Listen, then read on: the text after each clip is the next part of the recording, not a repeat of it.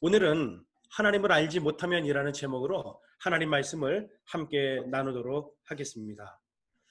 우리 계속해서 이제 사무엘상 2장의 말씀을 우리 묵상하고 있는데요. 오늘 본문의 내용을 보시면 두 가지 스토리가 나옵니다. 첫 번째는 사무엘에 관한 이야기가 나오고요. 두 번째는 엘리의 두 아들, 여기 보면은 홈니와 비느하스, 그들은 그 당시 제사장들이었는데 그들에 대한 이야기가 나옵니다. 자, 그런데 이 두 개의 스토리가 말이죠, 꽈배기처럼 꼬여서 교차하며 비교되면서 사실은 여러분 나오고 있거든요. 그래서 엘리의 두 아들 홈니와 비느하스는 멸망한 이유, 그들이 어떻게 무너졌는지에 대해서 나오게 되고, 반대로 사무엘은 승승장구하면서 하나님의 은혜 가운데에 점점 자라나는 모습이 기록이 되어 있습니다. 자, 우리가 사실 여러분 사무엘에 대해서 잘 알고 있는데 한 번 더 우리가 좀 나누길 원합니다. 사무엘이 누굽니까? 사무엘은 마지막 사사입니다. 그러면서 왕정 시대를 여는 선지자였습니다. 사무엘은 여러 가지 이제 직책이 있었는데 사사였지요, 제사장이면서 선지자였다는 거죠. 그래서 우리가 잘 알고 있는 것은 이 사무엘이 왕정 시대를 열면서 사울 왕에게 기름을 부어 왕으로 세웠고, 또 다윗에게 기름을 부어서 왕으로 세웠다는 사실을 우리는 잘 알고 있습니다. 자, 여러분, 그런데 이렇게 사사시대가 몰락하면서 왕정시대를 사무엘이 열어가면서 우리가 하나 기억해야 될 것이 있는데, 이 이스라엘에도 왕이 필요하다라고 하는 것을 이제 하나님께서 미리 사실은 알고 계셨습니다. 다시 말해서 하나님은 이전에 이스라엘이 왕을 요구할 것을 사실은 알고 있었다는 것입니다. 언제부터 알고 있었냐면은 신명기 17장 14절부터 19절의 내용을 보시면 쭉 나와 있는데, 자, 신명기 17장 14절 말씀을 보시면 내가 내 하나님 여호와께서 내게 주시는 땅에 이르러 그 땅을 차지하고 거주할 때에 만일 우리도 우리 주위의 모든 민족들 같이 우리 위에 왕을 세워야겠다는 생각이 나거든. 하나님께서는 이미 신명기 때에 여러분 하나님께서 알고 계셨다는 것이죠. 이들이 분명히 왕을 요구하게 될 것이다 라고 하나님께서는 알고 계셨던 것입니다. 자, 그래서 우리가 성경을 시간상 읽지는 않겠지만 이제 14절부터 여러분 17절까지 쭉 보게 되어지면은 이제 왕에게 금하신 세 가지의 어떤 금기사항들이 나옵니다. 어떤 것을 하나님께서 왕에게 금지시켰냐면은 첫 번째는 병마를 많이 두지 말아라. 이게 무슨 말이냐면 군사력을 크게 하지 말라고 했습니다. 왜 그럴까요? 하나님을 의지하라, 하나님께서 그렇게 요구하셨던 겁니다. 그리고 두 번째 금기사항은 뭐였냐면 그 왕은 아내를 많이 두지 말아라, 이렇게 금기사항으로 두었습니다. 여러분, 하나님께서 우리에게 주신 결혼제도는 일부 일처제가 맞습니다. 자, 우리가 솔로몬을 보아도 알고 있죠. 솔로몬은 1000명의 아내가 있었습니다. 근데 그 1000명의 아내를 얻고 끝난 것이 아니라 그들이 각 나라에서, 본인의 나라에서 다들 우상을 갖고 와서 결국은 그 이스라엘이 혼합종교에 이르렀고 우상 숭배에 빠지게 되는 모습들을 보면서 하나님께서 아내를 많이 두지 말아라라고 왕에게 사실은 요구했었던 거죠. 그리고 세 번째 요구는 뭐냐면 은금을 많이 두지 말아라라는 겁니다. 은금이 있으면 용병도 살 수 있고 세상을 의지할 수 있기 때문에 세상을 경영하는 하나님께서는 하나님만 의지하라라고 해서 이 세 가지를 금기했단 말입니다. 그러면서 18절 19절 말씀을 보시면은 여러분 하나님께서 한 가지를 명령하시고 순종하라 이렇게 말씀하셨습니다. 자, 신명기 17장 18절 보면 그가 왕위에 오르거든 이 율법서의 등사본을 레위 사람 제사장 앞에서 책에 기록하여 19절 평생에 자기 옆에 두고 읽어, 하나님의 말씀을 옆에 두고 읽어 그의 하나님 여호와 경외하기를 배우며 율법의 모든 말과 하나님의 말씀의 모든 말과 모든 규례를 지켜 행할 것이라 라고 말하면서 이 한 가지만큼은 왕에게 하나님께서 순종하라 말씀을 하셨던 것이지요. 자, 여러분, 왜 제가 이런 말씀을 드리냐면 오늘 사무엘과 엘리의 두 아들이 사실은 신명기 17장 18절 19절 말씀으로 말미암아 전혀 다른 분기점이 되었기 때문입니다. 하나님의 말씀을 옆에 두고 읽고 하나님을 경외하고 율법의 모든 말을 지켜 행해야 되는데 엘리의 두 아들 홈리와 비느하스는 전혀 그렇게 하지 않습니다. 그러나 반대로 사무엘은 어릴 때부터 하나님의 말씀을 묵상하고 옆에 두고 읽고 하나님을 경외하는 것을 배웠던 것을 우리가 성경을 통해서 살펴보게 될 것입니다. 먼저 여러분 홈리와 비느하스를 통해서 우리가 말씀을 한번 나눠볼 건데요. 이 홈리와 비느하스에 대해서 성경은 이렇게 이야기하고 있습니다. 사무엘상 2장 12절입니다. 엘리의 아들들은 행실이 나빠 여호와를 알지 못하더라. 아멘.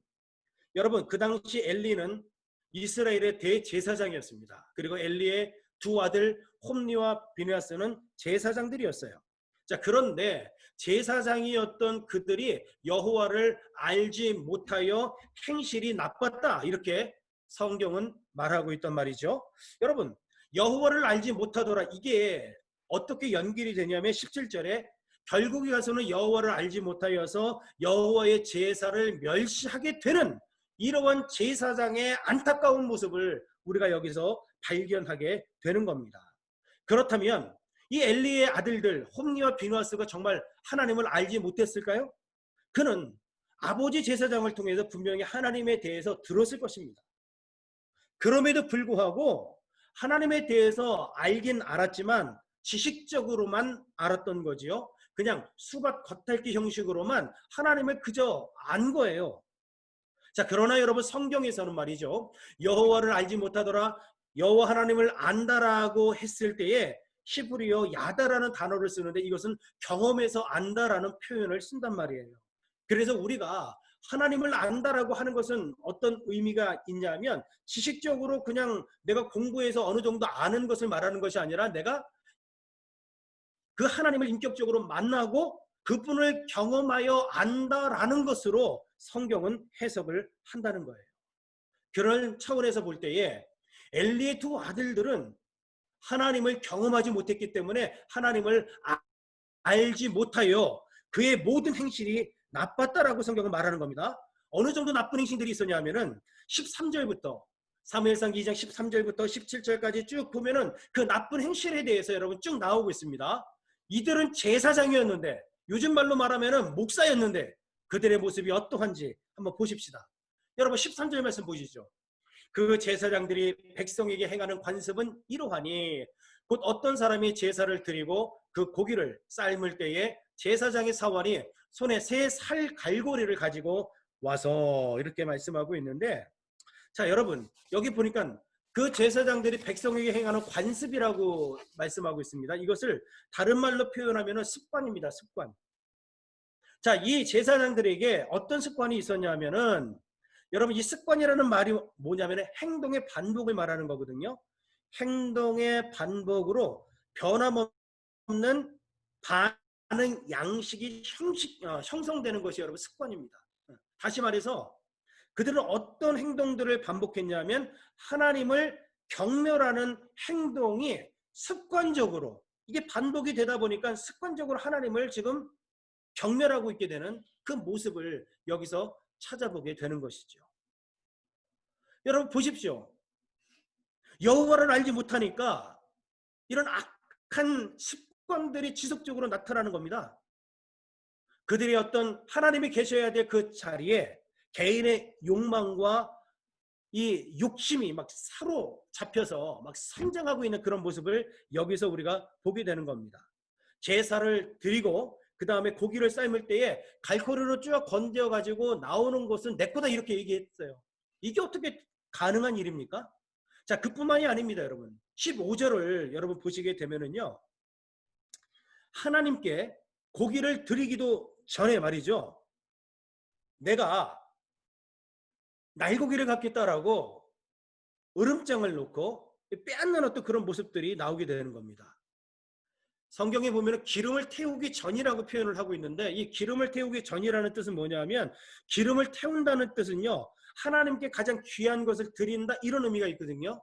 그런데 그 기름을 하나님께 가장 귀한 것을 드리기 전에 나의 것을 이것이 내 거다라고 뺏어 버리는 어떤 모습들을 통해서 하나님보다 제사장이 먼저 경배를 받고 예배를 받는 이런 엄청난 사건들을 이 홈리와 비느하스가 했다는 겁니다. 그래서 결국에 가서는 그들이 여호와 하나님을 알지 못하기에 이것이 17절에 나오는 여호와의 제사를 멸시했다라는 것까지 나아가는 겁니다. 17절 말씀 보세요. 이 소년들의 죄가 여호와 앞에 심히 크면 그들이 여호와의 제사를 멸시함이었더라. 여러분, 여호와의 제사를 멸시하는 것이 얼마나 큰 죄인지 오늘 성경은 말씀하고 있습니다.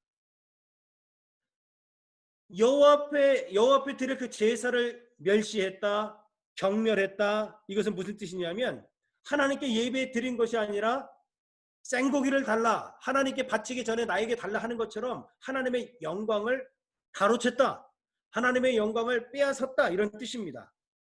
그리고 자기에게 예배하도록 했다는 겁니다. 결국 하나님께 드리는 예배는 아주 외식적인 예배이며 형식적인 예배에 불과했다는 겁니다.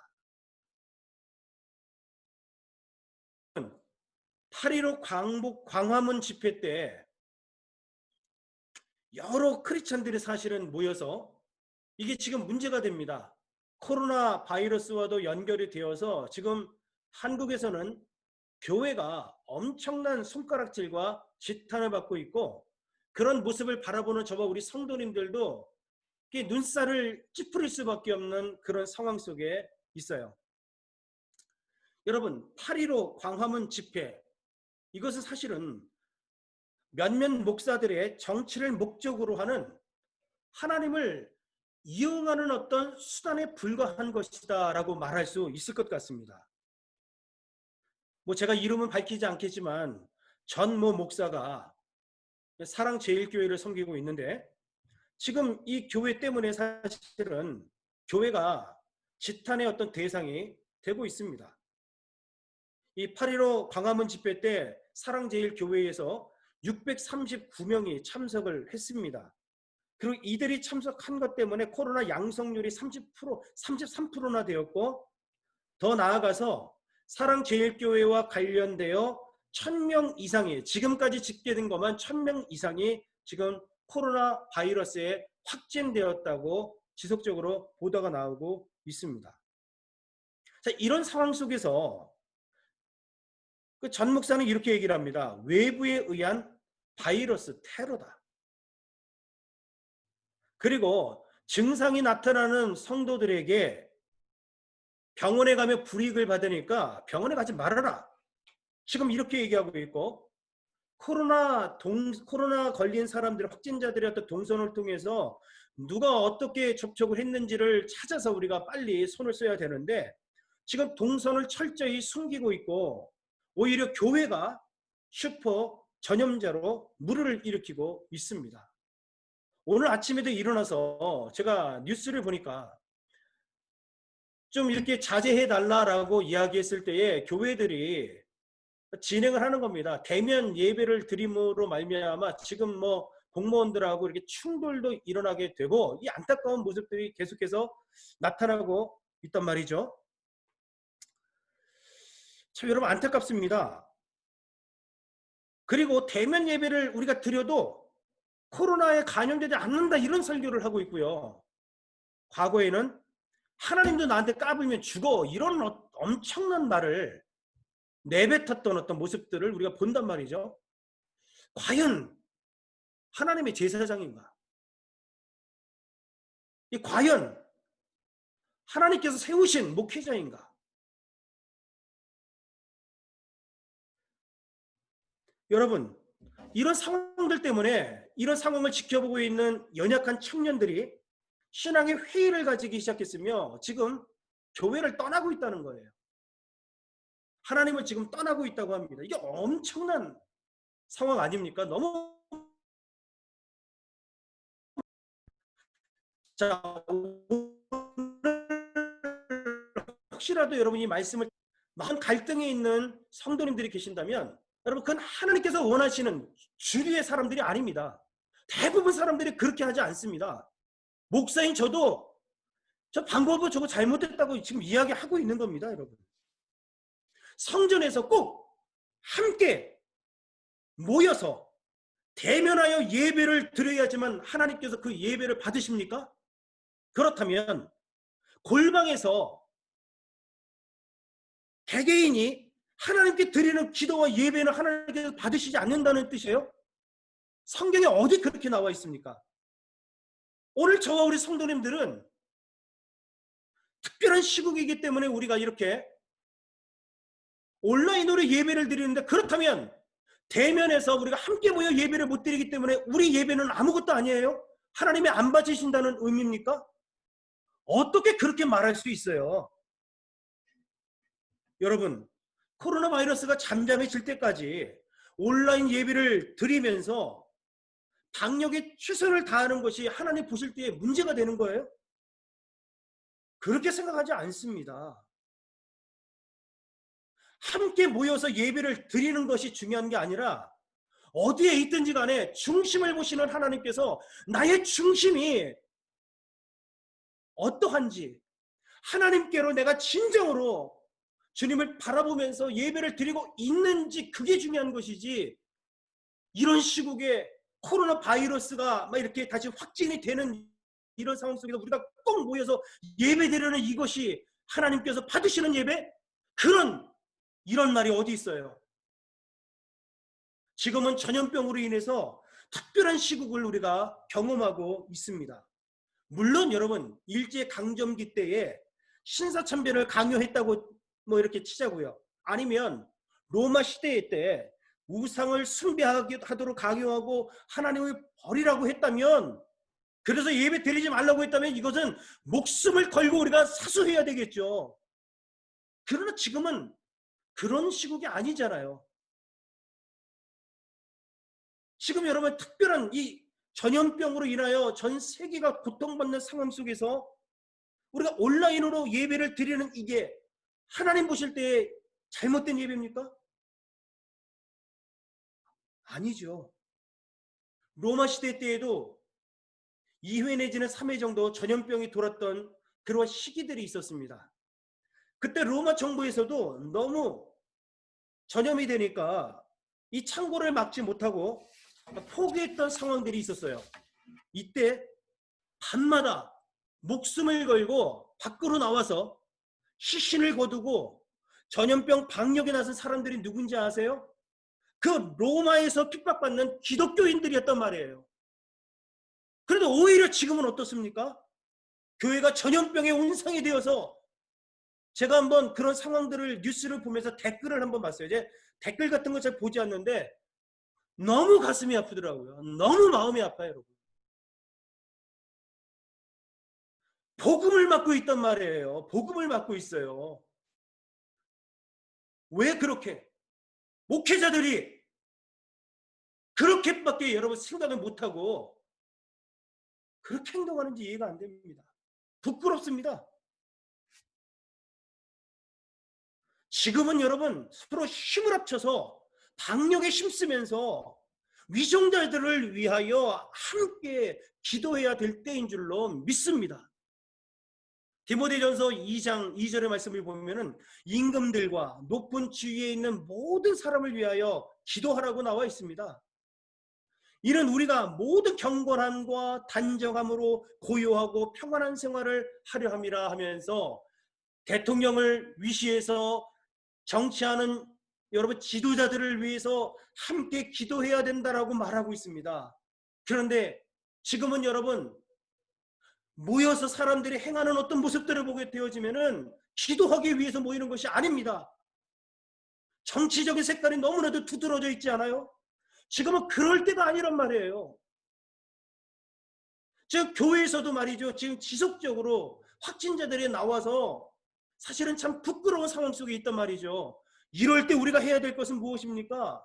나와서 여러분 함께 대면을 해서 으쌰으쌰하는 것이 아니라 서로 힘을 합쳐서 방역에 최선을 다하고 우리 나라와 민족을 위해서, 지도자들을 위해서 잘 지도하도록, 나라를 잘 섬기도록 여러분 지금 우리는 기도해야 될 때란 말이죠. 참 안타깝습니다. 지금 여러분 홈리와 비느하스 제사장하고 요즘 되어지는 세태하고 다른 게 무엇이 있습니까? 악하면 더 악겠지. 어떻게 그럴 수 있냐고요. 가슴이 찢어져요. 여러분. 안정동 목사님이라는 분이 이런 글을 썼습니다. 코로나 바이러스에 관한 어떤 그런 내용인데 한번 들어보시죠. 마스크를 착용하라는 것은 잠잠하라는 뜻입니다. 이 마스크 쓰는 게 여러분 불편하잖아요. 그런데 마스크를 쓸 수밖에 없는 상황에 그 목사님은 어떻게 얘기했냐면은 잠잠하라고 하신 것입니다 라고 하는 겁니다. 막말과 거짓말을, 그리고 불필요한 말들을 줄이고 약한 자의 말에 귀를 기울이라는 뜻이라는 거죠. 여러분 공감하지 않습니까? 그리고 손을 자주 씻으라는 것은 마음을 깨끗이 하라는 뜻입니다. 코로나 바이러스 때문에 우리가 늘 세니타이저뿐만 아니라 그냥 늘 갔다 오면, 우리가 바깥에 나갔다 오면 손을 닦고 있는데, 이 손을 닦을 뿐만 아니라 안과 밖을 깨끗이 해서 죄에서 돌이키라고 하는 성결에 대해서 말하는 것입니다 라고 말씀하더라고요. 저 아멘 했습니다. 그렇지 않습니까? 사람과 거리 두기를 하는 것은 자연을 가까이 하라는 뜻이다 라고 그분은 말씀했습니다. 이것도 여러분 공감합니다. 대면 예배를 금지하라는 것은 언제 어디서나 하나님을 바라보라는 뜻입니다. 저는 아주 쌍손 들고 아멘 했습니다. 그렇지 않아요? 여러분 대면에서 예배를 드려야지만 꼭 하나님께서 응답하십니까? 그거 아니잖아요. 하나님은 우리가 언제 어디서든 하나님을 바라볼 수 있어야 되는 겁니다. 온라인 예배를 드리고 있지만 우리의 중심을 다하여 하나님을 바라보고 있다면 바로 하나님께서는 이곳에서도 분명히 역사하실 줄로 믿습니다. 과연 누구를 위한 대면 예배입니까? 왜 이런 것들 때문에 예수 그리스도의 손과 발에 더 못질을 하고 있냐 이 말이에요. 너무 안타깝습니다. 너무 가슴이 아파요. 모이지 말아라, 집합을 금지하라는 것은 소외된 자들과 함께 하라는 뜻입니다 라고 그분은 해석을 했습니다. 모여서 막 선동하고 심자랑하지 말고 우는 이들과 함께 울어주고 가슴 아픈 사람들을 위하여 함께 위로해 주라는 그런 차원에서 해석을 했어요. 여러분 지금 그럴 때 아닙니까? 그럴 때 아니에요? 사랑하는 성도 여러분, 하나님을 알지 못하면 우리는 하나님을 멸시하게 됩니다. 그리고 하나님의 예배를 우리는 멸시하게 되는 것이죠.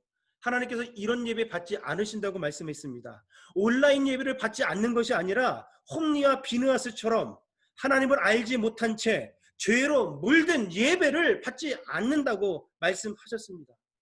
여러분, 이런 홈리와 비느하스 제사장이 22절 말씀을 보시면 이제 간음죄까지 범하게 됩니다.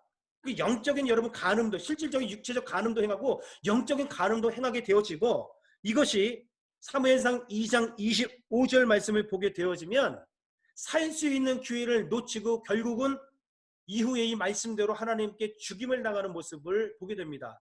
사람이 사람에게 범죄하면 하나님이 심판하시려니와 만일 사람이 여호와께 범죄하면 누가 그를 위하여 간구하겠느냐 하되 그들이 자기 아버지의 말을 듣지 아니하였으니 이는 여호와께서 그들을 죽이기로 뜻하셨음이더라. 아멘. 엘리 제사장이 영안도 가리워졌고 영의 귀도 가두어졌습니다. 그런데 자식들이 범죄했다는 이야기들을 듣게 되거든요. 그래서 권면합니다. 훈계합니다. 그렇게 하지 말아라. 하나님께서 그 아버지를 통해서 살려주신 거라고 저는 생각을 합니다. 그런데 아버지 말을 듣지 않아요. 그 훈계를 듣지 않습니다. 결국 하나님께서 그들을 죽이기로 뜻하셨다라고 성경은 말씀하고 있어요. 이것은 무슨 얘기입니까? 더 이상 하나님을 멸시하는 예배를 내가 받지 않고 완전히 이제는 끊어버리겠다라고 하나님께서 지금 말씀하신 부분인 겁니다. 자, 여러분 지금부터 잘 들어보십시오. 사랑하는 자녀들도 부모님 말씀에 잘 귀를 기울이기를 주의 이름으로 권면을 드립니다. 부모님들은 악할지라도 자기 자식한테만큼은 살리는 길을 제시하는 겁니다. 생명의 길을 제시하는 거예요. 그러니 부모님 말씀 잘 들어야 됩니다. 그뿐만 아니라 여러분, 이사야서 1장 11절에서 13절 12절 말씀을 보면은 너희의 무수한 재물이 나에게 무슨 유익이 있겠느냐라고 말합니다. 순양의 번제와 살찐 짐승의 기름에 나는 배불렀다. 수송아지와 어린 양과 순염소의 피를 나는 더 이상 기뻐하지 않는다라고 말합니다. 이렇게 시뻘건 죄를 지은 채 형식적으로 하나님 앞에 나와서 드리는 이 예배, 하나님을 알지 못한 채 하나님을 경멸하는 모습으로 예배 드리는 그 모습을 하나님은 더 이상 받지 않는다라고 이야기하고 있습니다. 대면에서 예배 드린다고 그런 예배 받는다고요? 안 받는다는 거예요. 하나님께서. 오직 너희들은 마당만 밟을 뿐이다라고 성경은 말하면서 하나님을 인격적으로 만나지 못한다라고 성경은 말하고 있는 겁니다. 그렇다면 주님께서 정말 원하시는 예배가 무엇인가? 호세아 6장 6절 말씀을 보니까 나는 인애를 원한다. 나는 자비를 원한다. 그리고 번제보다 하나님 아는 것을 원한다라고 성경은 말씀했단 말이에요. 하나님께서 정말 원하시는 것이 무엇입니까? 그런 형식적인 모여서 형식적으로 드리는 그 예배를 원하시는 것이 아니라 하나님은 자비를 원하십니다. 하나님은 인애를 구하십니다. 또한 하나님 아는 것을 하나님을 만나서 인격적으로 만나는 것을 하나님은 원한다라고 성경은 오늘 말씀하고 있어요. 왜 이 말씀을 깨닫지 못하는지 너무너무 안타깝습니다. 사랑하는 성도 여러분, 적어도 오늘 이 말씀을 통해서 지금 이 세상을 바라보면서 영안이 열려서 하나님의 말씀을 깨달아 하나님을 알 뿐만 아니라 그 말씀에 순종하는 우리 귀한 성도님들이 되시기를 주의 이름으로 간절히 축원합니다. 미가서 6장 8절에도 보니까 하나님께서 원하시는 진정한 예배는 정의를 행하며 인자를 사랑하며 겸손히 하나님과 함께하는 것이다 라고 진정한 예배에 대해서 하나님께서 정의하셨단 말이에요. 어디? 대면에서 예배를 드려야 된다. 세상 사람들과 이것이 특별한 어떤 전염병이라고 하는 특별한 시국인데 누가 그렇게 싸우고 그리스도의 손과 발에 못질을 하라고 어디 성경에 나와 있습니까? 너무 안타깝습니다. 저와 우리 성도님들 정신 반짝 차립시다. 하나님은 온라인 예배를 받지 않는 것이 아닙니다. 여호와를 경멸하는 예배를 받지 않는다고 오늘도 강력하게 우리에게 말씀하시는 것 아닙니까? 우리의 예배의 모습은 어떻습니까? 주일날 함께 모여서 예배 못하면 어때요? 가족끼리 가정 예배를 드리면서 하나님께 영광을 돌리면 어떻습니까? 그리고 주위를 바라보면서 코로나 바이러스로 고통받는 영혼들에게 찾아가서 그들의 손이 되고 그들의 발이 되어서 그 영혼들을 위해서 헌신하는 것, 이것이 더 하나님께서 진정 원하시는 예배가 아니냐라는 것이죠. 이런 걸 더 원하신다고 오늘 하나님께서는 말씀하고 있습니다. 지금 교회가 정의를 행하고 있습니까?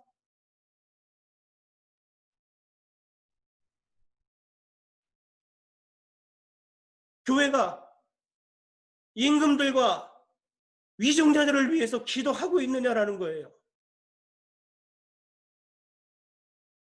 지금은 그렇게 데모하고 난리칠 때가 아닙니다.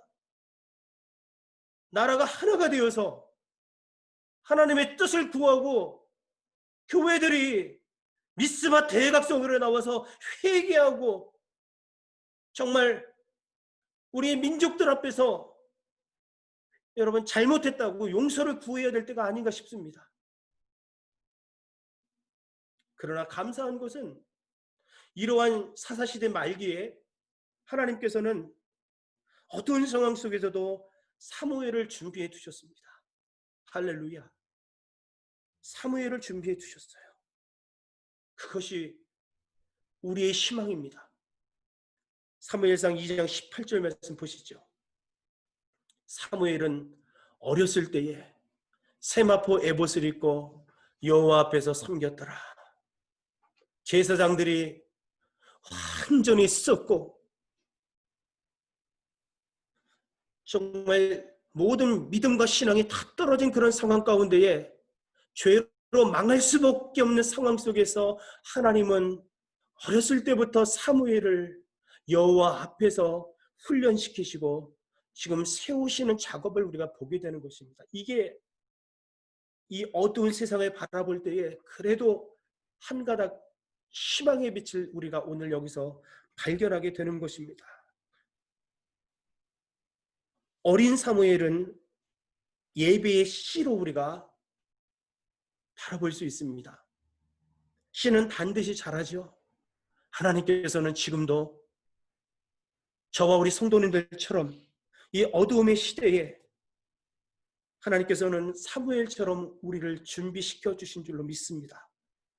이러한 시대를 바라보면서 신앙의 회의를 갖는 것이 아니라 저와 우리 성도님들은 하나님께서 사무엘처럼 작고 연약한 교회이지만 우리 정 목사님과 우리 성도님들을 이렇게 여호와 앞에서 지금 세우고 계신다는 확신을 가지시고 우리 함께 힘을 합쳐서